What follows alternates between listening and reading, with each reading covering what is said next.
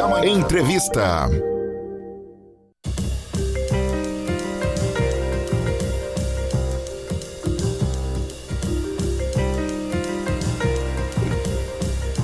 Sete horas mais 36 minutos, 7h36. Muito bom dia para você. Eu sou Alessandro Cunhasca, chegando com o Jornal da Manhã. Entrevista nesta manhã de quarta-feira. Hoje é dia 22 de abril, dia do descobrimento do nosso país, em 1500.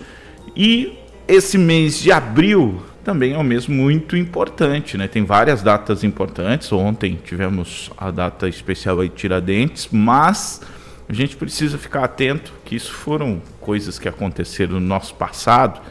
A gente tem que olhar um pouquinho também para o nosso presente. A vida moderna traz novas atenções, né? E que talvez você tenha que prestar um pouquinho mais atenção aí na sua casa. Eu vou falar aqui, junto com as nossas convidadas, do Abril Azul. Você sabe o que é o Abril Azul? O Abril Azul está reforçando a conscientização de inclusão ao combate ao preconceito contra pessoas com autismo. Muito disso acontece pela falta de informação. Afinal de contas, a gente, principalmente nas redes sociais, a gente gosta de criticar tudo, né? É muito fácil, a gente sabe tudo. A gente lê manchete e já sai falando, a gente não procura se aprofundar, tudo muito superficial. Mas na vida inteira foi assim, né? No mundo foi assim. Tudo que a gente não conhece, a gente tende a criticar.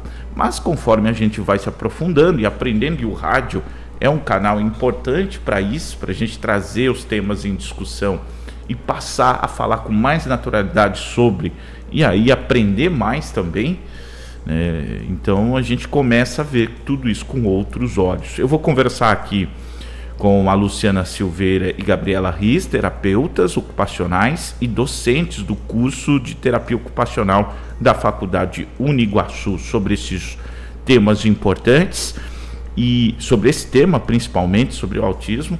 E já para começar, quais são os primeiros sinais que a gente deve observar, começando na nossa casa, né? Quem tem filhos, né? Ele está crescendo e a gente sempre compara tudo com tudo. Então a gente começa a comparar a criança, começa a comparar quando que eu comecei a falar, quando que eu comecei a andar, que tipo de sinal a gente pode já identificar nesse começo. Bom dia para vocês e muito obrigado por estar aqui com a gente, Gabriela, Luciana. Bom dia. Bom dia. Bom dia, Alessandro, tudo bem? Tudo bem. Então, a gente brinca muito dessa questão do comparativo, né? Mas cada criança é uma criança e dentro do TEA a gente também classifica isso como um espectro. Então, diferente de outros diagnósticos, né? O espectro autista ele não é um só. Né? Então, cada criança ela vai apresentar características diferentes voltadas ali para as questões principais de comunicação, interação social e questões comportamentais, que são os três eixos, né? As três características principais dentro do espectro autista. Os principais sintomas a gente já consegue observar desde a primeira infância, né? Desde antes dos 2 anos mesmo. Então, por exemplo, se você tem uma criança em casa por volta de 1 ano, né, 1 ano e meio, e essa criança ela não aponta, ela não tem sorrisos sociais, ela não interage com você de alguma forma, né? Ela não faz pequenos balbucios, isso já pode ser um alerta, né? Algum atrasinho de fala, algumas questões de interação, né? Então tudo isso entra como questões de alerta aí para algum possível diagnóstico que está caracterizado dentro do espectro. E nesse quesito, que idade que a gente já começa a ver, começa a perceber já nos primeiros meses de vida, no desenvolvimento?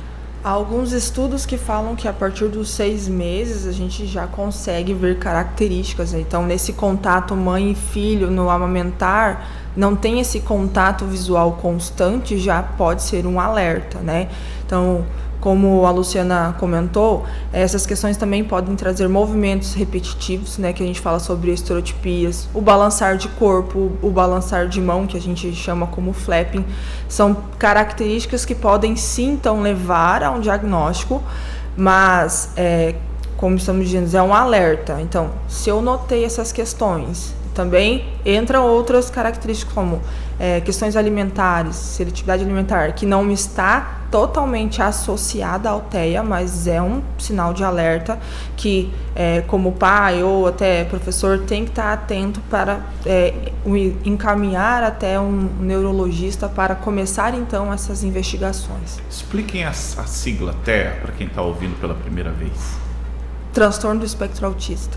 Então significa, toda vez que eu vi essa sigla, expressão TEA, é voltado para o autista. Isso mesmo. Para a gente entender e ficar até mais claro. E nesse sentido, Luciana, Gabriela, o autismo ele tende a se manifestar dentro de um padrão, para cada pessoa é uma forma diferente, porque eu costumo usar um exemplo muito simples, né? Um resfriado, dependendo, né? Para as pessoas que estão próximas, nos atinge de formas diferentes, né? Tem pessoas que praticamente vão a nocaute, tem pessoas que passam muito bem. Então, assim, sendo a mesma doença, só que sobre resfriado a gente entende bastante, né? Sim. Na prática, mas o autismo ainda é algo que as pessoas tateiam, buscam, mas na maioria passa batido. O autismo ele é um espectro. Ele não é uma doença propriamente dita. Então, o espectro ele já traz essa finalidade de diferença, né? Então, cada criança, cada adulto tem uma diferença dentro das características. Hoje existem 3 níveis de suporte, né? Então, o nível 1 de suporte, nível 2 de suporte e nível 3 de suporte. O nível 1, que muitas vezes é o que as pessoas entendem como um nível leve, né? Elas findam algumas características, está associado a algumas características, dentre elas muitas questões comportamentais, né? Então não é aquela criança que às vezes tem uma dificuldade tão significativa em alguma área, mas ela tem também muitas questões comportamentais que associam, então uma rigidez cognitiva, uma inflexibilidade, aquela criança que gosta de rotina, que precisa saber tudo o que vai acontecer, né, que tem receio do novo, digamos assim. Um nível 2 de suporte, ele vai agravando essas características. Então, as características, além de comportamentais, elas têm muitas questões sensoriais também, tem questões de interação com o meio, é aquela criança que pode apresentar uma dificuldade em alguma área mais específica, né? E o nível 3 de suporte, que aí a gente já entra questões de dificuldade de fala, uma dificuldade mais intensa de socialização, uma questão de dificuldade, às vezes alguma comorbidade associada também. A comorbidade ela é uma outra doença, né, ou uma outra característica associada. Então, cada indivíduo ele tem as suas especificidades dentro de um nível de suporte. Cada indivíduo cada criança, né, cada adulto vai apresentar uma diferença. Não são todas as crianças que têm um nível 1 de suporte que vão ter as mesmas características e assim sucessivamente, né? Luciana e Gabriela, a gente está falando sempre na iniciação da vida, né, das crianças e tal, mas vocês podem ficar à vontade para ampliar as faixas etárias, né, porque eu acho que hoje em dia já nos primeiros meses de vida já começa a se ter uma percepção maior, principalmente porque existem profissionais que nem vocês, né? Há pouco tempo atrás a gente não tinha esse suporte. Mas o que eu quero entrar no contexto, porque uma pergunta que sempre fica, que não é doença, é um espectro, a evolução, como que funciona? Que gravidade que pode ter isso para uma vida de uma pessoa aí pensando já na fase adulta, por ela não ter esse acompanhamento? E segundo, quanto que isso pode ajudar, de que forma todo esse trabalho de acompanhamento pode ajudar no desenvolvimento dessa criança, depois adolescente, jovem e adulto? Então, como nós falamos que a partir dos 6 meses já há, então, as características podem surgir, então quanto antes iniciarem as intervenções, mais evoluções então a gente vai ter dentro desse processo. como a Luciana comentou, então a gente tem 3 níveis de suporte. Então não quer dizer que essa criança ou esse indivíduo, ele será sempre, diagnosticou nível 3 de suporte. Entrou na intervenção, a gente tem inúmeras intervenções aí que se traz dentro do autismo, então a ciência ABA, tanto a terapia ocupacional, a fonoaudiologia, a psicologia, que ela é muito importante, você pode fazer uma descaracterização, então você vai descendo os níveis de suporte, porque a intervenção ela serve para tornar essa criança autônoma e independente, dependendo dentro das suas características e das suas dificuldades, mas fazer com que ela aprenda. Então, a gente não vai deixar ela numa bolha. Então, quanto mais cedo iniciar as intervenções, mais ganhos teremos dentro do seu desenvolvimento, porque pensando em lacunas de desenvolvimento, ou então nesse meio termo do desenvolvimento motor, do desenvolvimento cognitivo, eu tenho uma dificuldade. A minha intenção é fazer com que ela aprenda e eu feche essa lacuna. Claro, a gente segue uma via de desenvolvimento, né? Então, com 6 meses tem que fazer tais situações, tem que rolar, tem que sentar e sucessivamente. Então, se eu tenho uma lacuna ali com 2 anos, a minha criança ainda não consegue andar, com 3, 4 anos ela vai ter um atraso no desenvolvimento. Então, eu tenho que sanar essa lacuna para eu conseguir ter avanços maiores. E aí, pensando na vida social, né? Hoje, como que na escola e nos demais eventos que a gente tem, como que é possível, como que a sociedade tem recebido? Hoje, né, nós temos várias associações, né, que englobam e estão à frente de muitas intervenções para esse meio social, né? Então a gente tem grandes estádios, né, que hoje tem salas sensoriais, né? Alguns eventos muito grandes que hoje tem também, por exemplo, o Rock in Rio, que nós já vimos, o estádio do Grêmio, se eu não me engano, também tem, né, os gremistas, mas tem algumas salas sensoriais que são utilizadas para acomodar, né, esse público quando existe ali alguma dificuldade em questões do excesso de barulho, em questões relacionadas a essas dificuldades, né? Mas a gente percebe que a população ela ainda vê com outros olhos, né? Uma criança que está chorando, uma criança que muitas vezes está em crise, como eu falei um pouquinho antes sobre a questão da inflexibilidade cognitiva, dessa rigidez. Às vezes o não para uma criança típica é diferente da interpretação de um não de uma criança uma criança atípica, né? Uma criança ateia. Então ela vai trazer com outros olhos, às vezes, uma birra, uma crise. Que a gente vê às vezes no supermercado, em ambientes que parece estar incontrolável. E rapidinho você vê os críticos de plantão, né? Que o julgamento já começa, porque não sabe o que está acontecendo, acho que é briga. É que também a gente vem de um outro sistema de criação, né? Agora que as coisas começam a mudar um pouquinho, né? Isso, então essas questões sociais, elas estão muito, estão sendo trabalhadas, a gente percebe uma evolução, né, na sociedade, mas ainda é algo que está muito vago, né? As pessoas ainda não entendem muitas vezes o que é, e isso gera uma dificuldade até para a própria família, né? De como lidar com essa situação social diante de uma crise da criança. Muitas vezes isso acontece, né? Então a gente verifica também na escola, o olhar dos colegas, a forma que o professor muitas vezes apresenta a atividade, porque hoje existe uma adaptação a ser feita para aquela criança. Então isso tudo são situações que o autista, né, ele acaba enfrentando dentro da sociedade. Essa é uma dificuldade, né? A sociedade ainda não está preparada 100% para intervir com essas situações e adaptar essa criança no meio social, muitas vezes, né?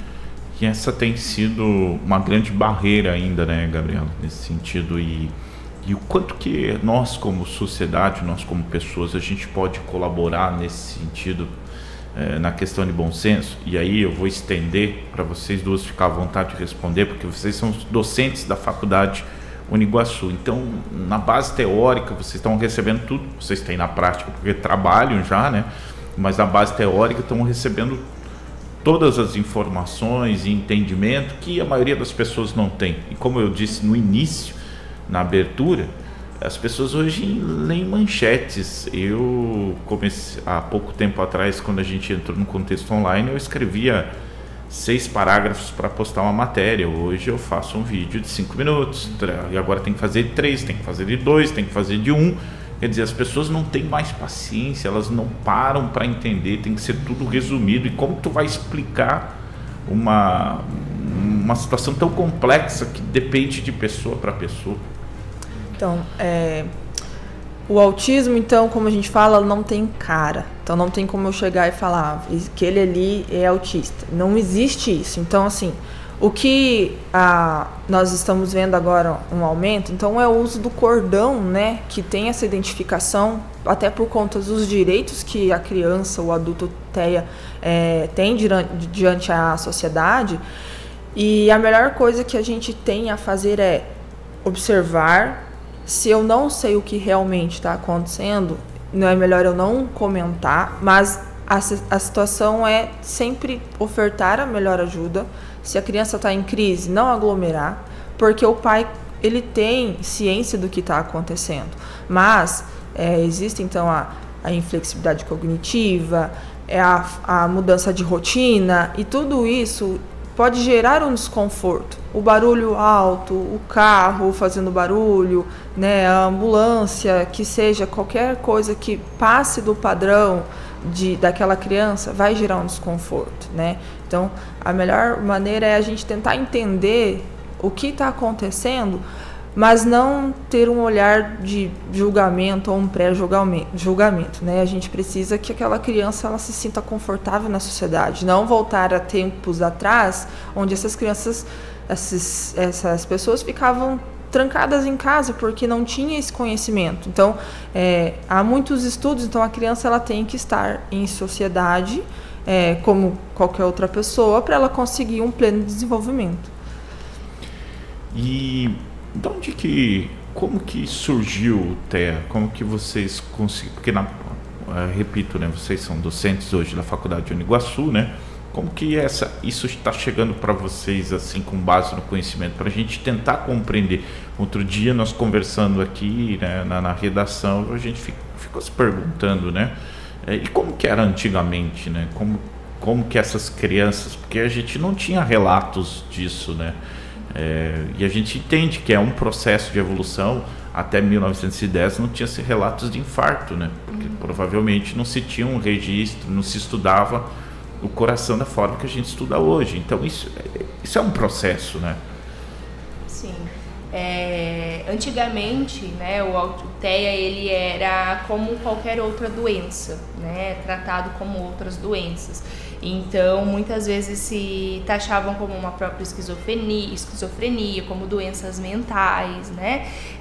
E hoje a gente já consegue, a partir, né, dos estudos, hoje a gente já consegue entender um pouquinho melhor que é um transtorno, que é um espectro e que dentro desse espectro existem características diferentes, e isso nos abriu portas para conseguir gerar estudos, né? Então, muitos estudos hoje traz o fator genético, né? Então, que essas características, elas vêm trazidas de pais, de mães, né, dos responsáveis pela criança, que muitas vezes podem ser agravados ou muitas vezes também podem estar no nível 1 de suporte.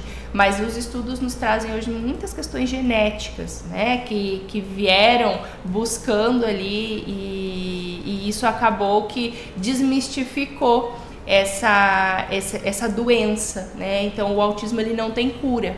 O autismo ele tem tratamento e intervenções para que esse indivíduo tenha uma melhor qualidade de vida e consiga se adaptar no meio social. Sim, ele vai viver para sempre.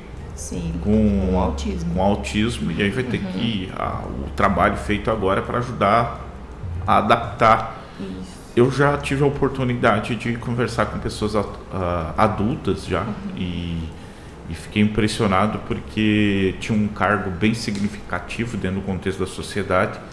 E aí eu achei engraçado porque eu chamei ele para entrevista. Falei, vamos lá, a gente precisa ser uma fonte importante de informação. E ele falou, eu consigo conversar com você aqui, no meu consultório, fora daqui eu não.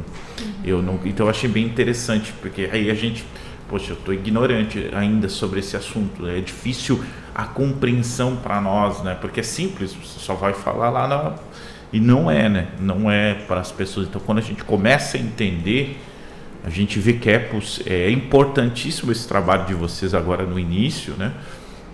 Com essas crianças, né? Para frente, lá na frente, elas possam ter um futuro, pelo menos de qualidade, né? E que esteja mais adaptado na sociedade, porque sinceramente eu não tenho nada diagnosticado, mas tá difícil viver em sociedade ultimamente, né? Então a gente até compreende o porquê.